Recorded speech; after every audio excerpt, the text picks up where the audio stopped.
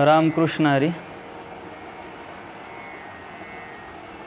हरे राम राम राम हरे हरे, हरे कृष्णा कृष्णा कृष्णा हरे हरे, हरे राम राम राम हरे हरे, हरे कृष्णा कृष्णा कृष्णा हरे हरे, हरे राम राम राम हरे हरे, हरे कृष्णा कृष्णा कृष्णा हरे हरे, हरे राम राम राम हरे हरे, हरे कृष्णा कृष्णा कृष्णा हरे हरे, हरे राम राम राम हरे हरे, हरे कृष्णा कृष्णा कृष्णा हरे हरे, पुंडलीक वरदा हरि विठ्ठल श्री ज्ञानदेव तुकाराम पंढरीनाथ भगवान की जय, माऊली ज्ञानेश्वर महाराज की जय, जगद्गुरु तुकाराम महाराज की जय। नमो सद्गुरु तुकया ज्ञानदीपा, नमो सद्गुरु सजिदानंद रूपा, नमो सद्गुरु भक्त कल्याण मूर्ति, नमो सद्गुरु भास्करा पूर्ण कीर्ति, मनुष्याकृती राघवी ख्याती केली, शिळा शिखरे सागरी तारियेली, तुका स्वामी पूर्ण ब्रह्म प्रकाशी, जळी रक्षिले निर्जीवा कागदासी, महाराज हा जन्मला मृत्युलोकी, दुजी उपमा नाढळे इहलोकी, भवसिंधुसी बांधिलासी तुझेने, अनाथादिना कारणे तुकयाने, तुका भासला मानवी वेशधारी, परिहालिला विग्रही निर्विकारी, स्वयी श्रीहरी व्यापकु सर्व जीवा, तुका तोचितो हा परब्रह्म ठेवा, जया पूजिले आदरे पांडुरंगे, विमानस्थ केले प्रयाण प्रसंगे, तनु मानवी दिव्यरूपीच केली, न त्यागिती दिव्यलोकासी नेली, पुंडलीक वरदा हरि विठ्ठल श्री ज्ञानदेव तुकाराम नाथ भगवान की जय, माऊली ज्ञानेश्वर महाराज की जय, जगद्गुरु तुकाराम महाराज की जय। पंढरीचे वारकरी ते अधिकारी मोक्षाचे, पुंडलिका दिलावर करुणा करे विठ्ठले, मूढ पापी जैसे तैसे उतरी कासे लावोनी, पुंडलिका दिलावर करुणा कर विठ्ठले, तुका म्हणे खरे झाले, एका बोले संताच्या पुण्यावर करुणा कर विठ्ठले. प्रस्तुत प्रवचन रूपी सेवेकरता घेतलेला अभंग महान भगवत भक्त जगद्वंदनीय जगद्गुरु श्रीमंत श्री तुकोबाराय महाराज यांचा गोड असा 4 चरणाचा अभंग आहे. या अभंगातून तुकोबाराय संत महात्मे किंवा जे पंढरपूरची वारी करतात त्या वारकऱ्यांना जे मिळणारं फळ आहे त्या फळाचा या ठिकाणी काय त्यांना फळ मिळतं हे या अभंगामध्ये वर्णन करतात. अभंग अगदी गोड आहे. वेळेमध्ये आपल्याला अभंगाचं चिंतनही बघायचं आहे, पण तत्पूर्वी अल्पसा परिहार देणं गरजेचं आहे. आपल्या सर्वांना ज्ञात आहे की आज 2 वर्षे झाली श्री हरिभक्तपरायण गुरुवर्य पांडुरंग महाराज बेलापूरकर यांचं हे द्वितीय पुण्यस्मरण आहे. आणि या पुण्यस्मरणानिमित्त माझ्याकडं आमचे गुरुवर्य असणारे प्राध्यापक सागर महाराज बेलापूरकर यांच्या योगानं माझ्याकडं ही प्रवचनाची प्रथम दिवसाची सेवा आलेली आहे. गेल्या वर्षीही माझ्याकडं एक सेवा पुण्यस्मरणाची महाराजांनी दिलेली होती. मी मागच्या वेळेसही सांगितलं होतं की पंढरपूरमध्ये आल्यानंतर ज्यावेळेस मी विद्यार्थी अवस्थेमध्ये अजूनही विद्यार्थीच आहे, विद्यार्थी म्हणून मी शिकायला आलेलो आणि त्यावेळेस ज्यांनी मला या ठिकाणी आधार दिला, माझ्याकडून 2 शब्द घोटून घेतले, मला शिक्षण दिलं, त्यापैकीच एक घर म्हणजे बेलापूरकर महाराजांचं आहे. अध्यात्माची वाट, अध्यात्मामध्ये कीर्तन, प्रवचन, हरिपाठ, पखवाज हे इत्यादीच्या पद्धती कशा असतात. अगदी बाबासुद्धा त्याविषयीच मी हा अभंग निवडण्याचं कारणच ते आहे की पांडुरंग बाबा, माझा संपर्क त्यांच्याशी झाला. मी खूप दिवस त्यांच्या संगतीमध्ये होतो, विद्यार्थी म्हणून त्यांच्या घरी जात होतो आणि मग त्यांनी ज्या काही शिकवणी मला दिल्यात, जे काही मार्गदर्शन केलं आहे, त्या अनुषंगानं हा अभंग फार महत्त्वाचा मला वाटला. की परमार्थ करत असताना अध्यात्म क्षेत्रामध्ये मग प्रवचन, कीर्तन, भजन असेल, यामध्ये नियमाला फार महत्त्व आहे. नियम असले पाहिजे आणि मग ते नियम काटेकोरपणे पालन करणं हे काम त्या साधकाचं आहे. बाबा नेहमी सांगायचे हे नियमात खंड नाही पडला पाहिजे. नियम आपला आहे, मग तो 15 दिवसाची वारी असेल, दिंडी प्रदक्षिणा असेल, हा वारकऱ्याचा नियम आहे.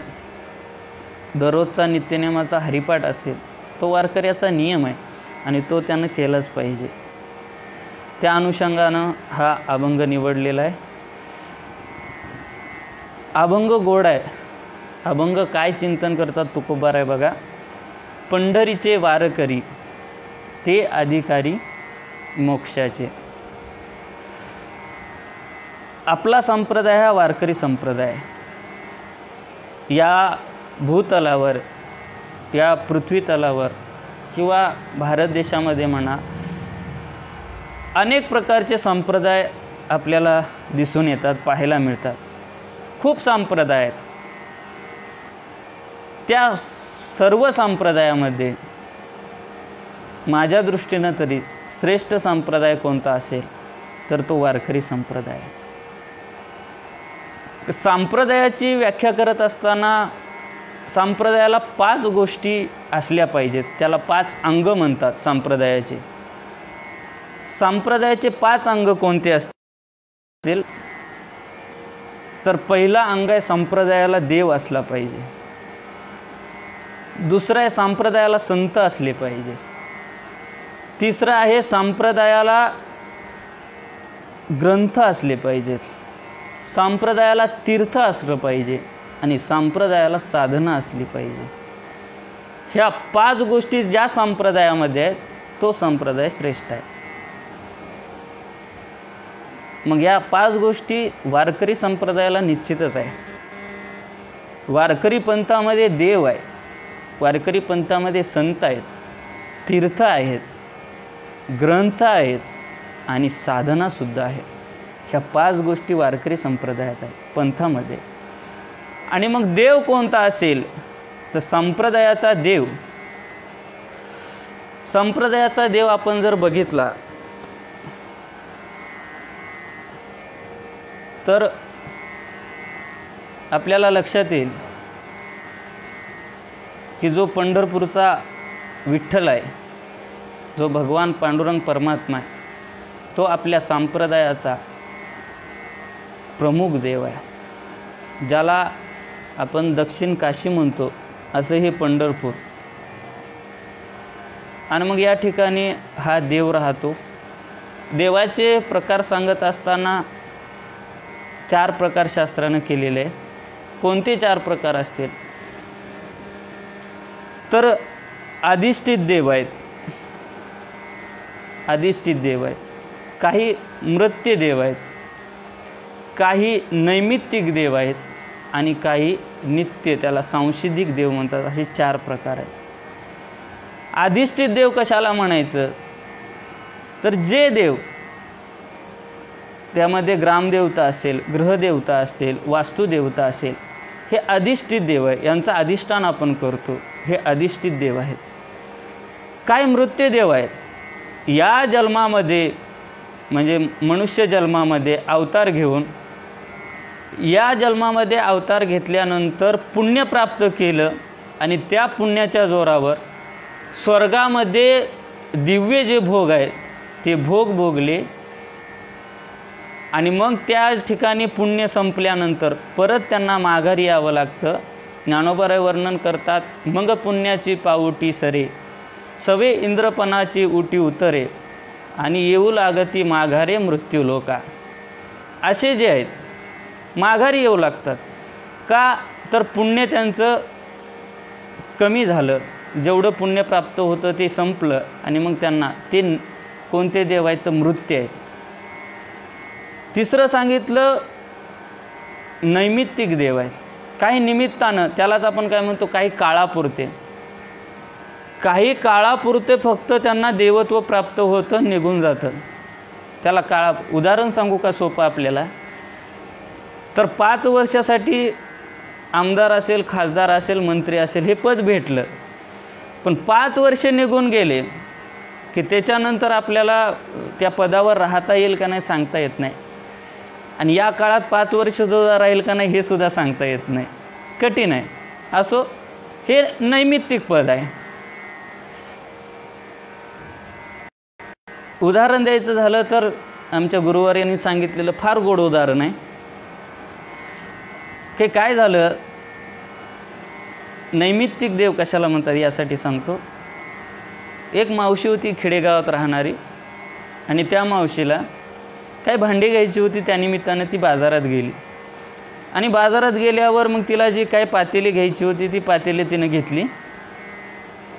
स्टीलचा असेल, जर्मलचा असेल, हे पातेली तिनं घेतली 400-200 रुपयाची, आपल्या त्या पिशवीमध्ये ठेवली आणि घराकडे निघाली.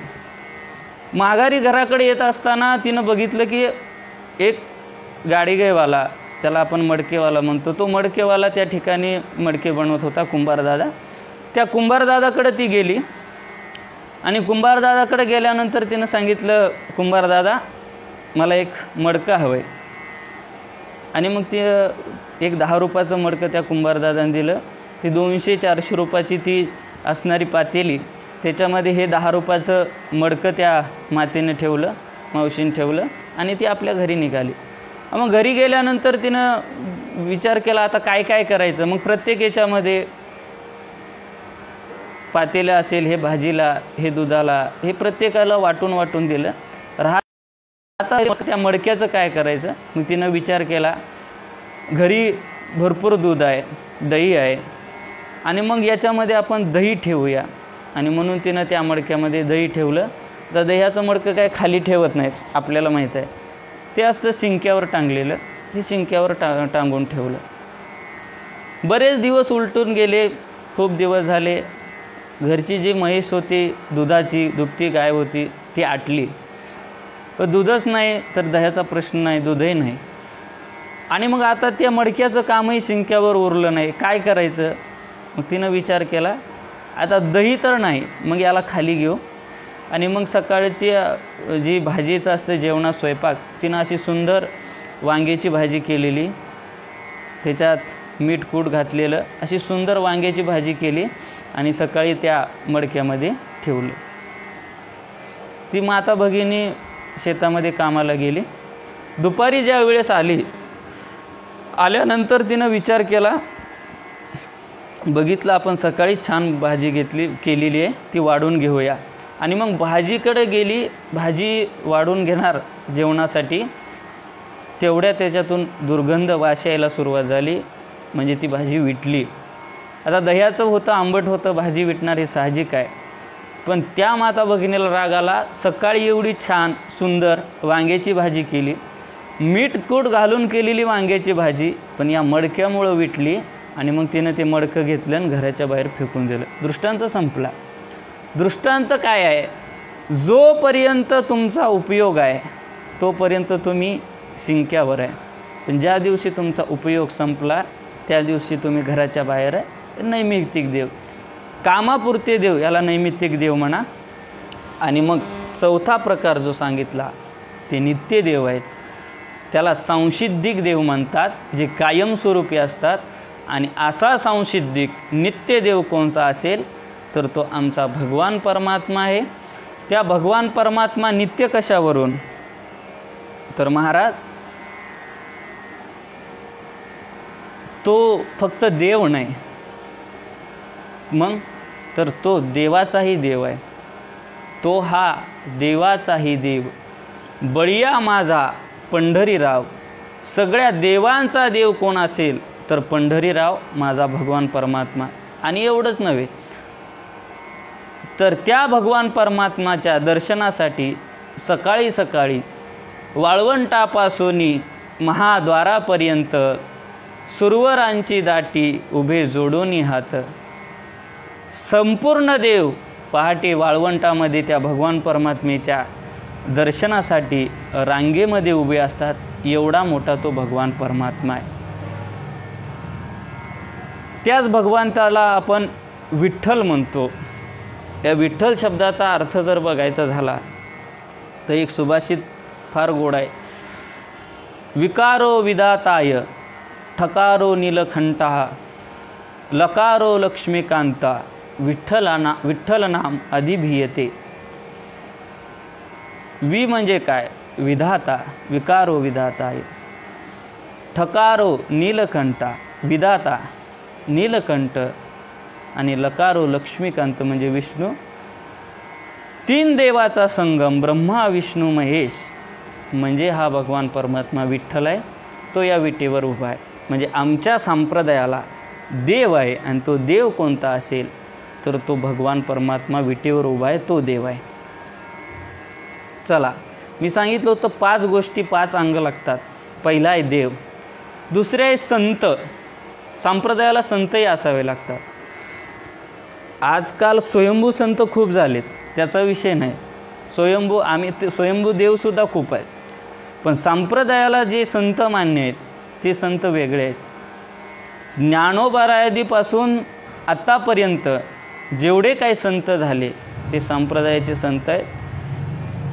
पोटासाठी संत झाले कलित बहुत असे संत संप्रदायाला मान्य नाहीत. मग एकच अभंग आहे, ते बघून घ्या आपण, बहिणाबाईंचा. संपूर्ण संतांची यादीच दिलेली आहे. की त्या संतांनी काय केलं. बहिणाबाई गोड सांगतात, ज्ञानदेवे रचला पाया, उभारिले देवालया, तुका झालासे कळस, भजन करासा अवकाश. ते आपण पूर्ण बघून घ्या. आणि बहिणी म्हणे फडकती ध्वजा, निरूपण केले ओझा, असा तो अभंग. संप्रदायामध्ये संत आहेत, देव आहे, संत आहे. संप्रदायाला ग्रंथ सुद्धा पाहिजे, ग्रंथही असावे लागतात. ग्रंथाशिवाय ज्ञान नाही. नवे नवे ज्ञानोबारायाची ज्ञानेश्वरी, तुकोबारायाचा गाथा.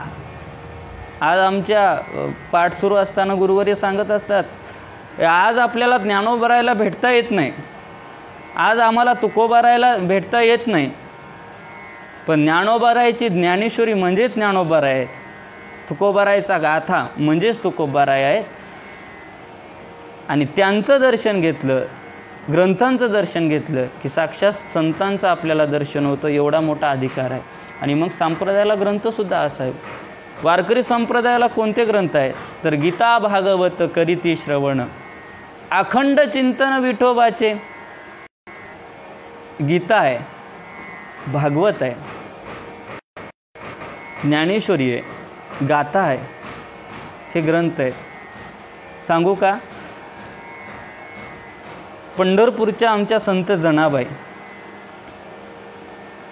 शब्दशस्त्रू असणाऱ्या आमच्या जनाबाई, की शब्दाचं ज्ञान नाही, लिखाणाचं ज्ञान नाही, पण अशा त्या जनाबाई आम्हाला सांगतात, वाचावी ज्ञानेश्वरी, डोळा पहावी पंढरी.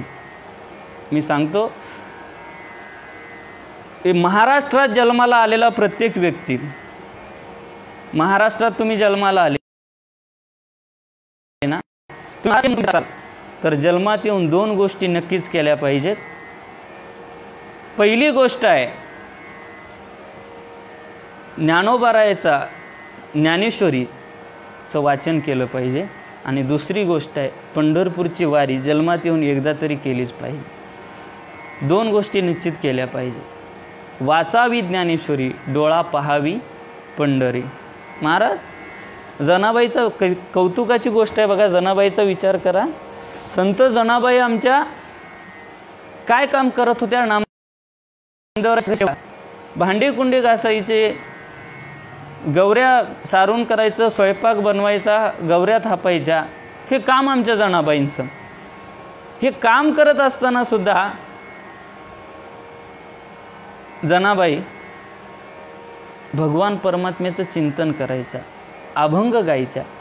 आणि ते अभंग गात असताना त्यांच्या मुखातून जे अभंग निघायचे ते भगवंताला एवढे असं आनंदित करायचे, एवढे मंत्रमुग्ध करायचे की विटेवरचा भगवान परमात्मा आमच्या जनाबाईकडे जायचा आणि त्यांच्यासोबत काम करू लागायचं. आपल्याला सगळ्यांना दृष्टांत माहिती आहे. हे जनाबाईचं झालं. आणि त्या जनाबाई आम्हाला म्हणतात वाचावी ज्ञानेश्वरी, वाचली पाहिजे. त्याच्या पुढं आहे आमच्या संप्रदायाला बघा तीन गोष्टी, देव आहेत, संत आहेत, ग्रंथ आहेत. आणि चौथी गोष्ट काय असेल तर आमच्या संप्रदायाला तीर्थ आहेत. संप्रदायाला तीर्थ असावेत. संप्रदायाला तीर्थ आहेत. कोणते तीर्थ आहेत तर वारकरी संप्रदायाला दोन प्रकारचे तीर्थ आहेत. एक संत तीर्थ आहेत आणि दुसरा देव तीर्थ आहे. दक्षिण काशी म्हणून आपण ज्याला ओळखतो ते पंढरपूर देवतीर्थ आहे, संत तीर्थ आहे. आणि आळंदी त्याला पंढरीपेक्षाही महिमा जास्त सांगितला, ते आळंदी हे संत तीर्थ आहे, ज्ञानोबा आहे. पैठण हे संत तीर्थ आहे. मुक्ताईनगर हे संत तीर्थ आहे. अनेक आहेत. आपेगाव नेवासा हे संत तीर्थ आहे, देव तीर्थ आहेत. तीर्थ असावे. आमचे तुकोबाराय तर वर्णन करतात बघा. तुकाराम महाराज म्हणतात आम्ही पंढरपूरसारखं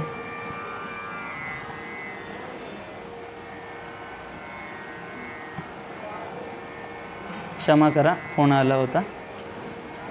पंढरपूरसारखं आम्ही तीर्थक्षेत्र बघितलं नाही. तुकोबाराय म्हणतात आम्ही संपूर्ण फिरलो पण पंढरपूरसारखं क्षेत्र आम्ही बघितलं नाही. वाराणसी गया पाहिली द्वारका, परी नये तुका पंढरीचा. तुकोबाराय म्हणतात आम्ही वाराणसी पाहिली, गया पाहिली, द्वारका पाहिली, पण पंढरपूरचा जो महिमा आहे कुठल्या तीर्थाला. बरोबर आहे.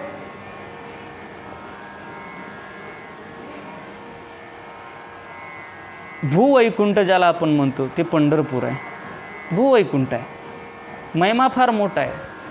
अहो असं सांगतात की काशीला गेल्यानंतर मोक्ष प्राप्त होतो. मान्य आहे ना काय? काशीला गेल्यावर मोक्ष मिळतो हे नक्की आहे. तुकोबाराय सांगतात मोक्ष देवोने उदार काशी होय कीर परी वेचने लागे शरीर ती गावी. काशीला गेल्यावर मोक्ष प्राप्त होतो, पण तिथं गेल्यानं मरावं लागतं आणि मेल्यानंतर आपल्याला मोक्ष प्राप्त होतो. एरवी मोक्ष प्राप्त होत नाही. आणि पंढरपूरला तुम्ही नुसतं आले जरी तरी ते मोक्षाचे अधिकारी तुकोबारायच म्हणतात. पंढरपूरला आल्यानंतर सकळही तीर्थे घडती एक वेळा. पंढरपूर बघितलं, चंद्रभागा डोळा देखलिया. संपूर्ण तीर्थ जे अख्ख्या जगामध्ये असतील तेवढी तीर्थ पंढरपूरच्या चंद्रभागेचं दर्शन घेतलं की आपल्याला सगळे घडतात. हा पंढरीचा महिमा आहे. हे तीर्थक्षेत्र आहे.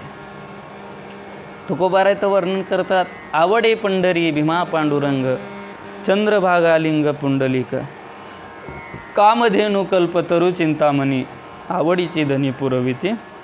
आम्हाला काय आवडतं? आवडे पंढरी. आम्हाला पंढरी आवडते, आम्हाला भीमातीर आवडतं, पुंडलिकराय आवडतात. ही आमची आवड आहे. हे तीर्थक्षेत्र आहे. देव आहे, संत आहे, ग्रंथ आहे, तीर्थ आहे. आणि पाचवी गोष्ट संप्रदायामध्ये काय असावी तर ती आहे साधना. आणि वारकरी संप्रदायाची साधना कोणती असेल तर ती साधना आपल्याला माहीत आहे. नामसंकीर्तन साधन पै सोपे जळतील पापे जन्मांतरीचे. ही आमच्या संप्रदायाची साधना आहे. या साधनेबरोबरच काही नियमही आहेत. संप्रदायामध्ये काही नियमही आहेत आणि ते नियम काटेकोरपणे पालन करणं हे साधकाचं कर्तव्य आहे. कोणते नियम आहेत तर दररोजचे जे नियम आहेत त्याच्यामध्ये आपल्याला माहीत आहे हरिपाठ, काकडा, नित्य आरती, देवपूजा हे वारकऱ्याचे नित्याचे नियम आहेत. काही 15 दिवसाचे नियम आहेत. त्याच्यामध्ये शुद्ध वद्य वारी, त्याला एकादशी आपण म्हणतो, त्या वारी करणं, एकादशी धरणं, सोमवार करणं हेही नियम आहेत. काही वार्षिक नियम आहेत. त्या वार्षिक नियमामध्ये 4 वाऱ्या आपल्याला मुख्य सांगितल्या आहेत. चैत्रवारी असेल, माघवारी असेल, कार्तिक वारी असेल आणि आषाढ वारी असेल. ह्या 4 वाऱ्या. त्या 4हीमध्ये 2 वाऱ्या मुख्य आम्हाला देवानंच सांगितल्यात. भगवंत सांगतात की आषाढी कार्तिकी विसरू नका मज सांगत असे गुज पांडुरंग. ह्या 4 वाऱ्या मुख्य आहेत. त्याच्यापैकी 2 आषाढी कार्तिकेला तुम्ही नक्कीच माझ्याकडे या आणि तो वाट पाहे उभा भेटीची आवडी कृपाळू तातडी उता वेळ. भगवान परमात्मा भक्ताची वाट बघतो. तुम्ही पंढरपूरला आल्यानंतर तुमची वाट कोण बघत असेल तर तो. आणि वारीला 2 आषाढी आणि कार्तिकी. आणि मग हा नियम आहे.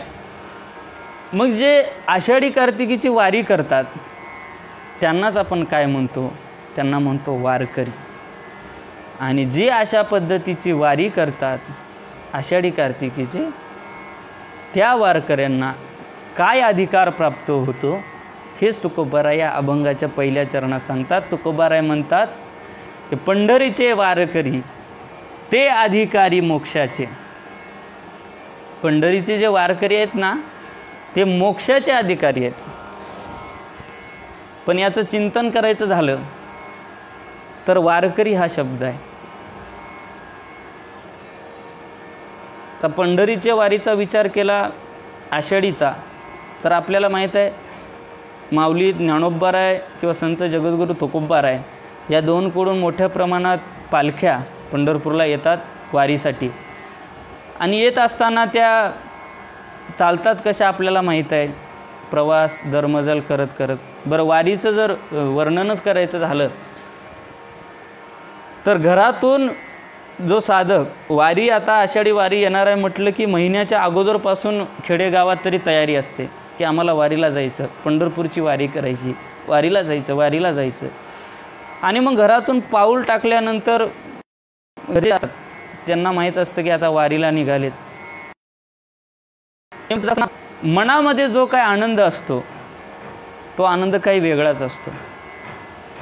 वारीला जशी सुरुवात झाली पंढरपूर ते आळंदी ते पंढरपूर, आणि मग ते प्रवास करत असताना एक 2-4 दिवस त्रास होतो माणसाला. आपल्याला माहीत आहे का त्रास होतो, की सवय नसते, वर्षभर कधी चाललेलं नसतो.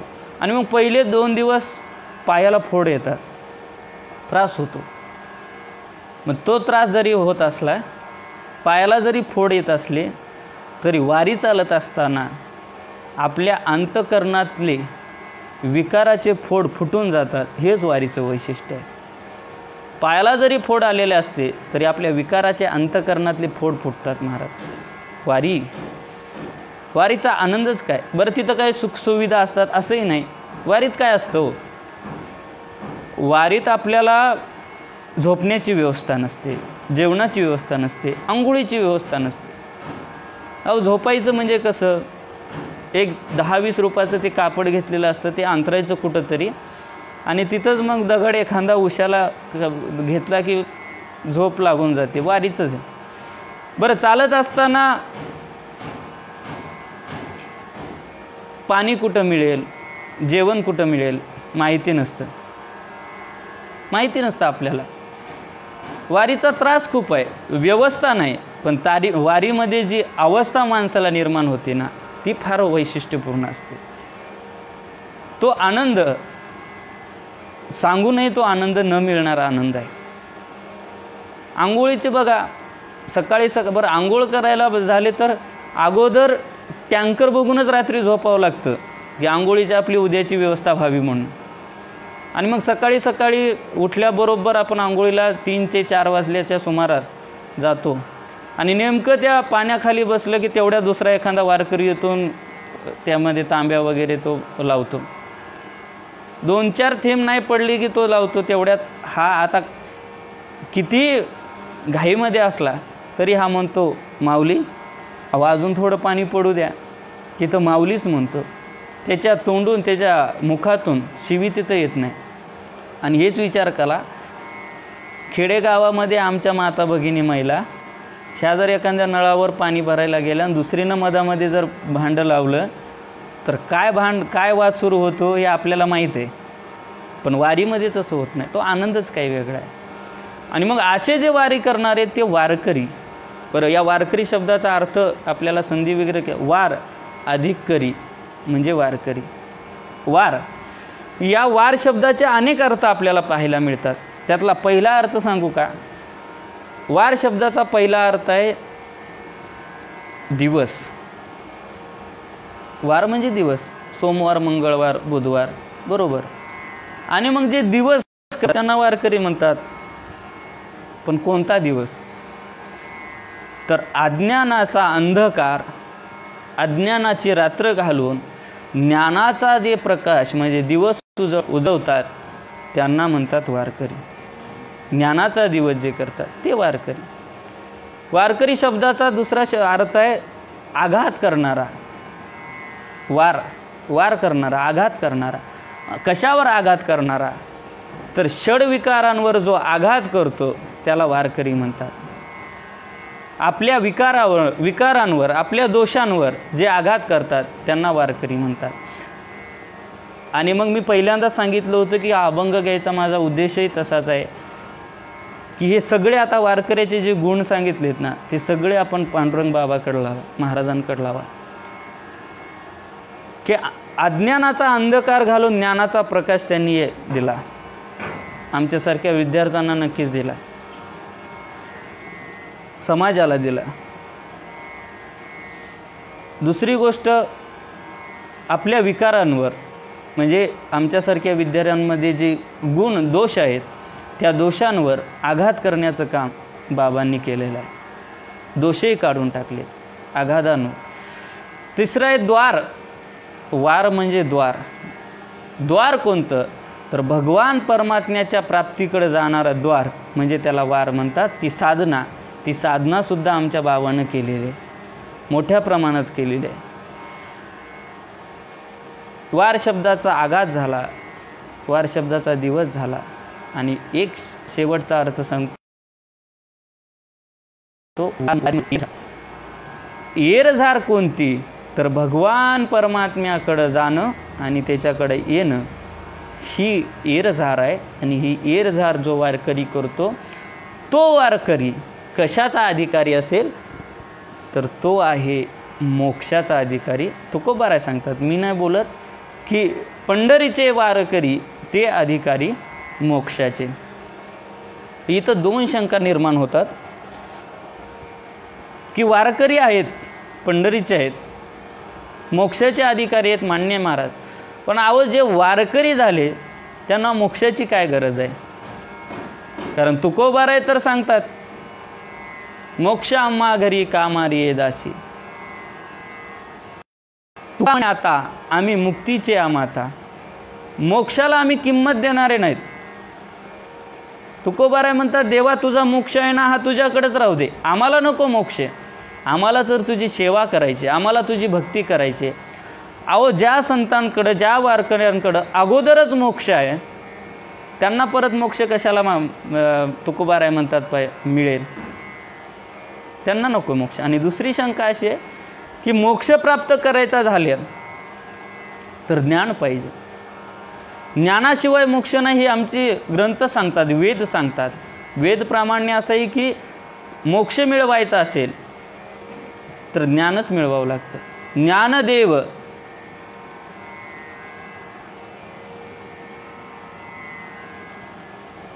ज्ञानदेव तू कैवल्यम. मोक्ष वितरण करणारे अधिकारी महाराज गुरुवर यांनी सांगितलं की ते अधिकारी आहे. ज्ञान पाहिजे ना मोक्ष मिळवायचं असेल, पण ते ज्ञान वारकरी आहेत, ते वारीच करतात, मग त्यांना कसं काय मोक्ष? बरं त्यांच्याकडं अगोदरच आहे. दोन शंका आपल्याकडे आहेत. तर पहिल्या शंकेचं निरसन असं आहे की जे वारकरी आहेत, अधिकारी आहेत कशाचे? मोक्षाचे. पण ते मोक्ष असं नाही. मोठ्यांच्या मुखातून ऐकलेलं सांगतोय की मोक्ष घेण्याचे अधिकारी असं नाही, ते मोक्ष देण्याच्या अधिकारी आहेत. सामान्य जीवाला त्यांच्या संगतीत गेल्यानंतर मोक्ष प्राप्त होतोच होतो. जे पंढरीचे वारकरी आहेत, निष्ठावान वारकरी आहेत, ते मोक्ष देतात आणि ते मोक्ष देण्याचे अधिकारी आहेत, म्हणून मोक्षाचे अधिकारी. आणि दुसरी गोष्ट, प्रत्येकाचा मोक्ष वेगवेगळा सांगितलेला आहे. ते चार्वाकाचं वर्णन करत असताना तो तर काय म्हणतो, देह हाच देव, भोजन हे भक्ती आणि मरण ते मुक्ती चार्वाकाची. या देहालाच देव तो मानतो. देह म्हणजेच आमचा देव आहे, दुसरा देव नाही. त्यांची मुक्ती वेगळी आहे.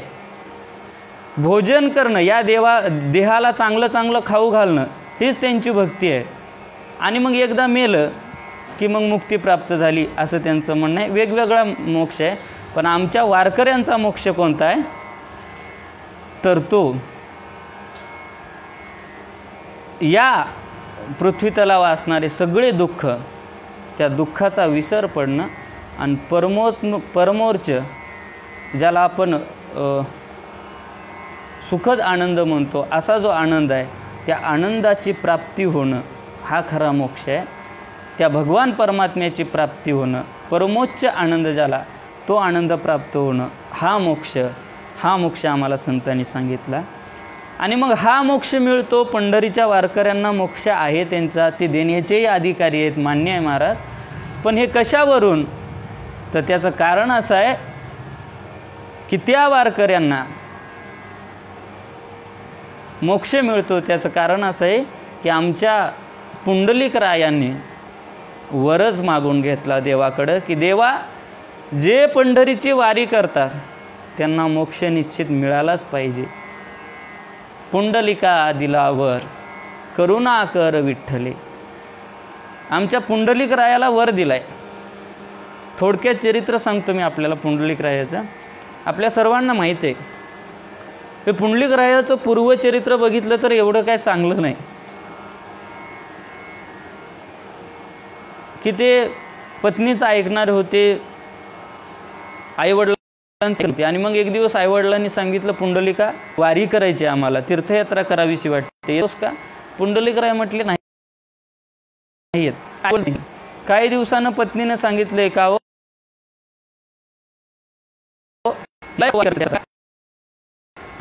हे आपल्याला माहित आहे. निघाल्यानंतर मजल दर मजल करत करत आता आईवडील थकलेले होते, प्रवासानुसार त्यांची दोघांची भेट झाली. व पुंडलिकाच्या आईवडिलांनी सांगितलं, पुंडलिका अरे आमचं चालणं होत नाही, आता चालावं असं वाटत नाही, कडेवर घेशील का? तर पुंडलिकरायानं हे जसं आहे तसं चरित्रात सांगतोय. पुंडलिकरायानं आपल्या आईवडिलांना दोरी बांधली गळ्याला आणि ओढत चालवलं.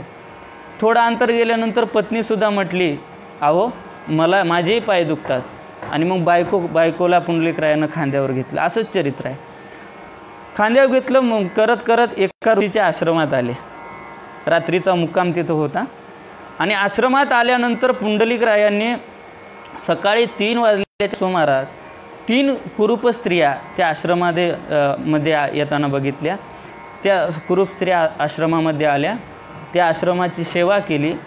आणि सकाळी 6च्या दरम्यान ज्या वेळेस जात होत्या त्यावेळेसही बघितलं तर त्या 3 स्त्रिया कुरूप सुंदर स्त्रिया झाल्या होत्या.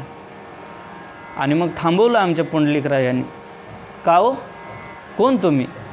येताना तुम्ही कुरूप होतात, जाताना सुंदर स्त्रिया बनून चाललात, कोण आहात तुम्ही?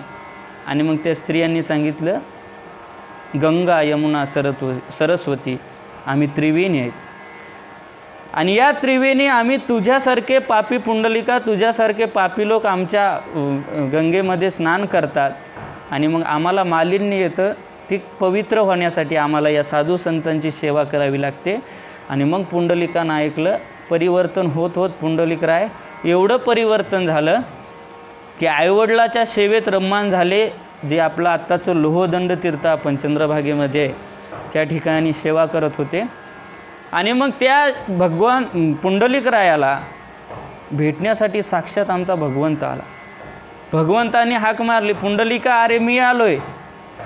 पुंडलिकराय म्हटले, देवा थांब, थोडंच थांब, माझ्या आईवडिलांची सेवा सुरू आहे, तू इथंच थांब. अरे पण कुठं थांबू? ही वीट फेकली.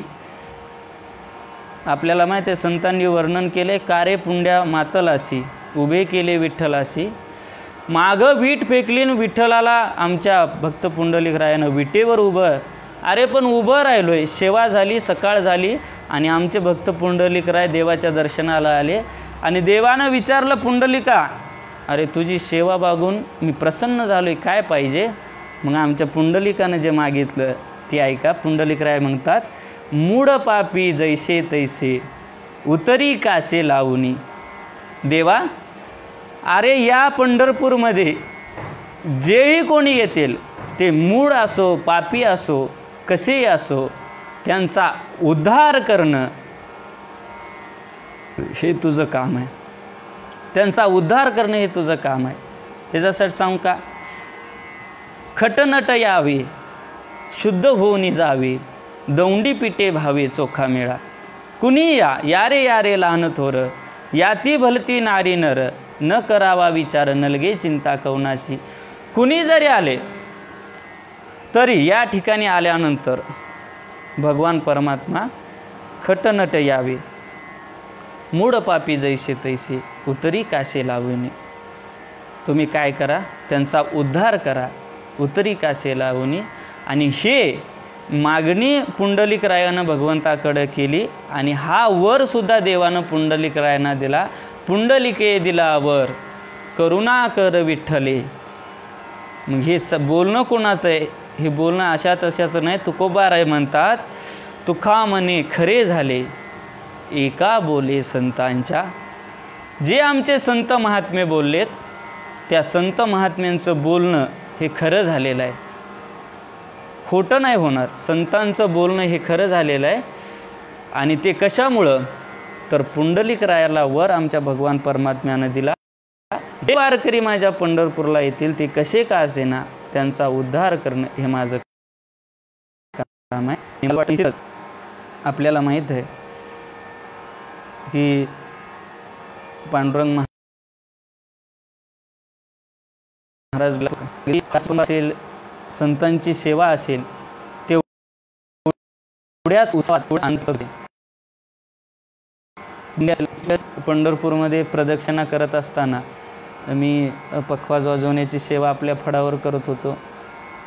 आणि मग ह्या वारीचं जे फळ आहे ते फळ निश्चित पंढरीचे वारकरी होते आणि नुसते वारकरी नव्हते, तर ते मोक्षाचे अधिकारी होते. त्यांना मोक्ष प्राप्त झाला हे खरंच आहे, पण अनेक जणांना मोक्ष देण्याचे सुद्धा ते अधिकारी होते. अशा बाबांचं आणि त्यानिमित्तानं माझ्याकडं ही श्री गुरूंच्या कृपेने आलेली सेवा आहे. निश्चितच आपल्या वारी सुरू झालेली आहे. त्या वेळेत आपल्याला जो सुख आहे पंढरीच्या वारीचं, ते सुख अनुभवता येत नाही. मला माहीत आहे आपल्या सर्व वारकऱ्यांच्या मनामध्ये अगदी निराशा आहे, खूप निराशा आहे की पंढरीच्या वारीला आपल्याला जाता येत नाही. काळही तसाच आहे. पण एक गोष्ट आहे, वारीला जरी जाता नाही आलं तर ज्या पुंडलिकासाठी भगवान परमात्मा पंढरपूरला आला आणि ज्या पांडुरंगासाठी तुम्ही आम्ही वारीला येतो, तो कशासाठी आला आहे, तर आपल्याला वारीला नाही जमलं, पंढरपूरची जरी वारी नाही जमली आषाढीची, तरी आपल्या जवळ जे काही मंदिर आहेत, जे काही तीर्थक्षेत्र आहेत, तिथं जाऊन आपण वारी करावी. तेही आपल्याला जमत नसेल तर आपल्या गावातल्या देवस्थानावर जाऊन आपण वारी करावी. आणि तेही आपल्याला जमत नसेल तर एक गोष्ट सांगतो, घरी आपले आईवडील आहेत, आईवडिलांच्या चरणापाशी बसावं, त्यांची सेवा करावी आणि आपली वारी भगवान परमात्म्याला पोच झाल्याशिवाय राहणार नाही. निश्चितच घरी बसून आपली वारी त्या विठ्ठलाला पोच होणार आहे. एवढे आपण सेवा करायची आहे. आणि भगवान परमात्म्यानं सुद्धा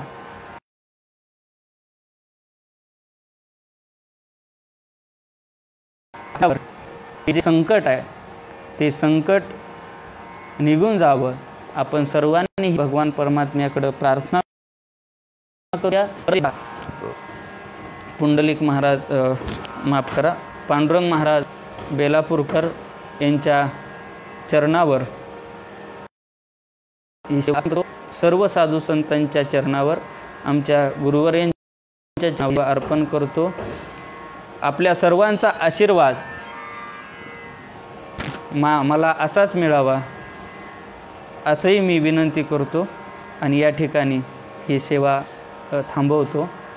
पुंडलिक वरदा हरी विठ्ठल श्री ज्ञानदेव तुकाराम पंढरीनाथ भगवान की जय. माऊली ज्ञानेश्वर महाराज की जय. जगद्गुरु तुकाराम महाराज की जय. तुकाराम तुकाराम तुकाराम तुकाराम तुकाराम तुकाराम तुकाराम.